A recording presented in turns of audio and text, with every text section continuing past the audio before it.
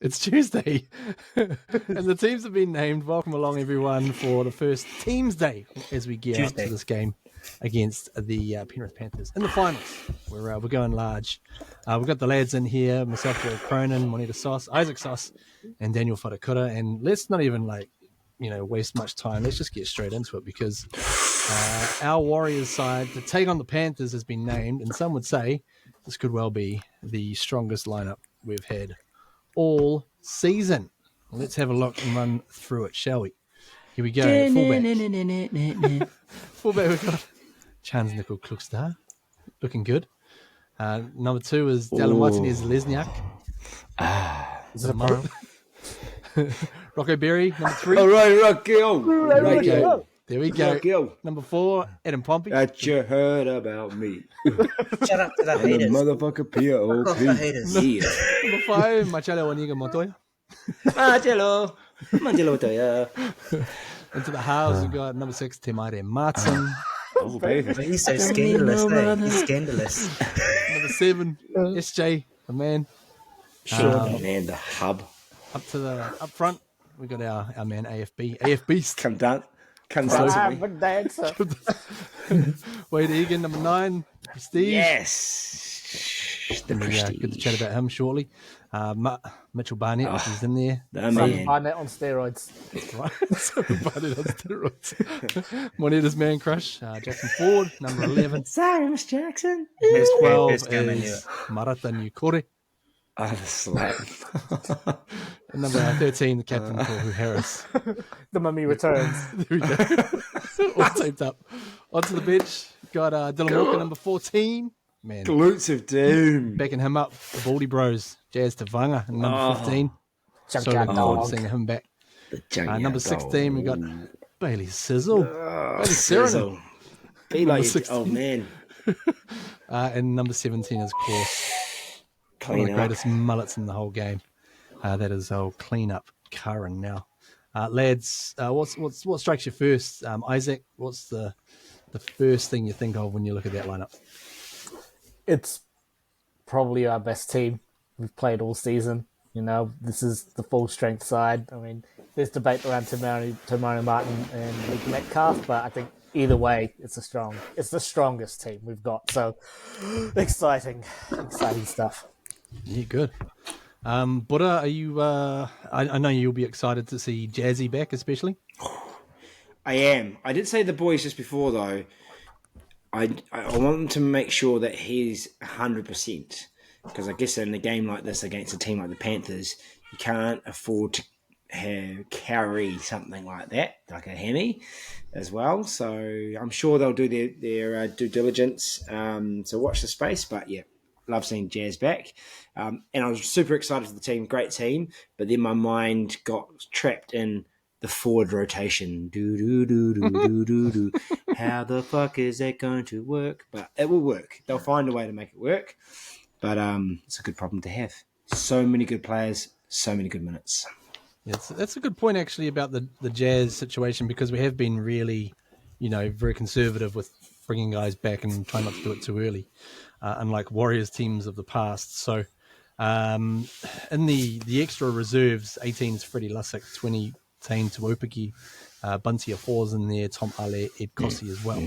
So are we thinking maybe if this is, I'm just going to put it out there and try not to think negatively about this, but if Jazz isn't ready to go, does that maybe put Bunty straight back in, you reckon? I'd say so. I mean, and then they'd just readjust that. They'd get Bunty to start, take the sting out of the game, and then bring Barney on later. So that's worked all season, really, hasn't it? So at least they've got that plan. And, Bunty can do a job. Absolutely. Moneta, are you psyched? Are you fizzed seeing that lineup for Saturday? Yes. I'm pretty it's like, I can't wait. The nerves are already hitting right now. The anticipation for the game on Saturday. And I'm just thinking of ways to waste a bit of time so I don't keep on thinking about it. But it's one of those games. Maybe you should work out with that new exercise equipment you got. the shake weight. Shake it off. Shake it off. So yeah, it's going to be one of those games, right? And and thank God they kind of put it in a reasonable hour. From what I understand, 6 o'clock. So yeah, it's going to be good. I'm excited, elated, exuberated. Yeah, nice, bro. I have heard from people that at 6 o'clock is bedtime, bath time routine. You know, That's for me. So I'm a bit worried. So you need to get that shit planned out. Yeah. I'm trying to get them to bed. Lucky my kids, Millie likes the Warriors, so I'll treat her to that on Saturday.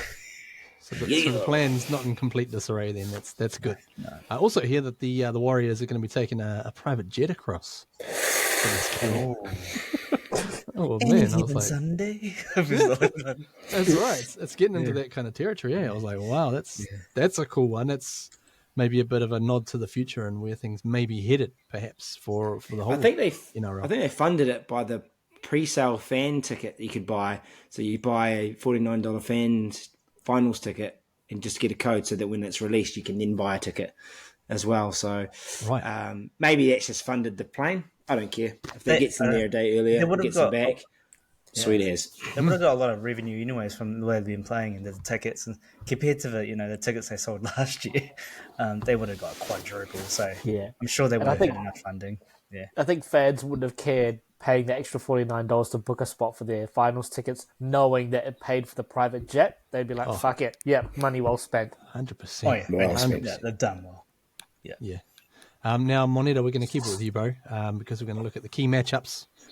Each of you boys has put forward a key matchup, so we're going to start with your one, and you're looking at the coaches.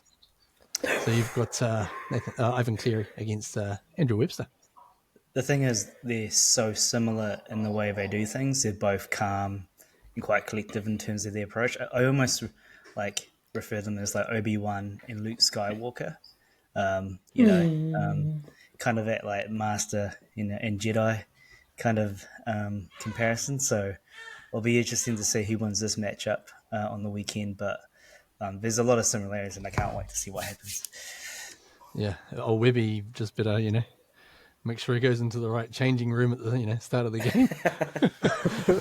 Just wandering, out of habit. Doesn't see the wrong lightsaber, right? Yeah, that's right.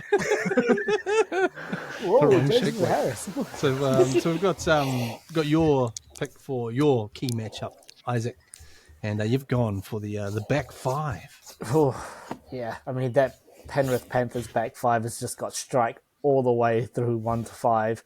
But to our credit, defensively, our back five have been pretty good. But I reckon it's going to be in the carries. The carries getting our forwards up into good position off the back of a kick return. So it's going to be pretty scary. But I think man for man, we can match them, especially with CNK, the leader of the backs. So yeah, exciting. Go ahead. There's not a lot of height in the Panthers as well, just as an FYI, right? So except for Crichton. So I think there's a potential for our aerial boys. Pompey, Berry, and Dallin can get aerial. There's an advantage right there. I do see Crichton being a bit lethal. I mean, I saw the way he played on the weekend. Man, he can make those meters, and damn, he's everywhere and anywhere in terms of support. So Pompey's got a real challenge, I think, but a good challenge. Yeah. So in your in the back five there, Isaac, would I be correct in thinking that we'd have Pompey and Montoya going against Crichton and To'o? Is that how the matchup goes? I think it would be the other way around, wouldn't it? Yeah, normally is around. Yeah, left side to right side. Montoya on Taruva. Because I thought they'd been playing Taruva on the left. Yeah, and Pomps versus Tunga. Either way, we're going to have to come up in them in numbers and stop Penrith doing Penrith things. I think for the past couple of seasons, Dan's picked at how the Panthers play. They use their back five to get them to good position when their forwards don't have to make too many runs and save them for front load them on defense. We've got to stop them from doing that. Otherwise, their forwards are going to run ragged over us. And we certainly do not want that. And now, Daniel, got your key matchup here, which is a beauty. And really, if Sean can't beat a 12-year-old, then something a bit wrong with that picture.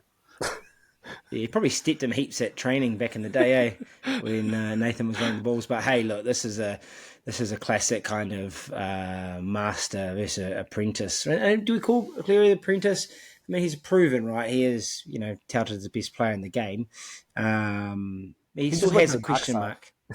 He did go the dark side, and he won't go Wars. He didn't say Wars. Exactly. But SJ, career best form, season best form, every accolade you could win internally at the club, and we expect to get Dally M. So great matchup.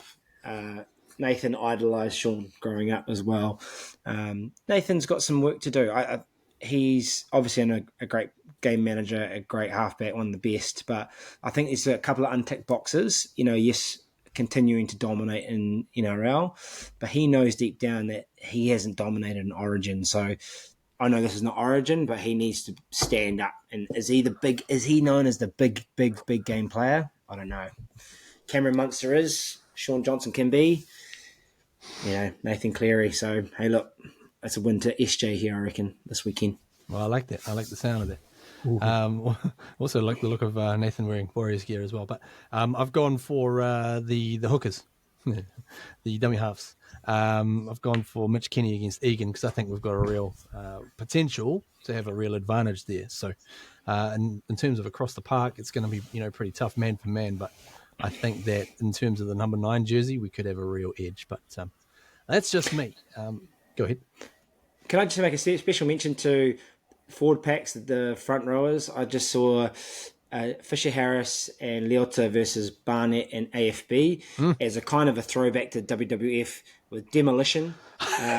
You see Fisher Harris with like spikes and like paint and like Kiss makeup as well versus the Twin Towers as well, like Big Boss Man, AFB, or maybe a Keem as Barnett. But yeah, just the two big brooding combos, right? They're going to go head to head. I thought you were going to refer to the bushwhackers, at some point. Oh yeah, from the bench, coming in with the chair. Or two Yeah, chairs. that is the bushwhackers. Yeah, the Ball Isn't that more Brothers. Testalunga, Sounds good. Sostradamus, before we jump on out of here, bro, you got a quick. Have you got any sort of predictions for us based on those team lists? Anyone going to have a blinder, do you think, or? I think this is going to be Origin level intensity. When I see those two forward packs and you look at it, there's going to be some niggle, I reckon. There's going to be some big hits. There's going to be some niggle. There's going to be some posturing from the forwards trying to show their aggression. I reckon Origin standard fireworks. Yeah, nice. I like that.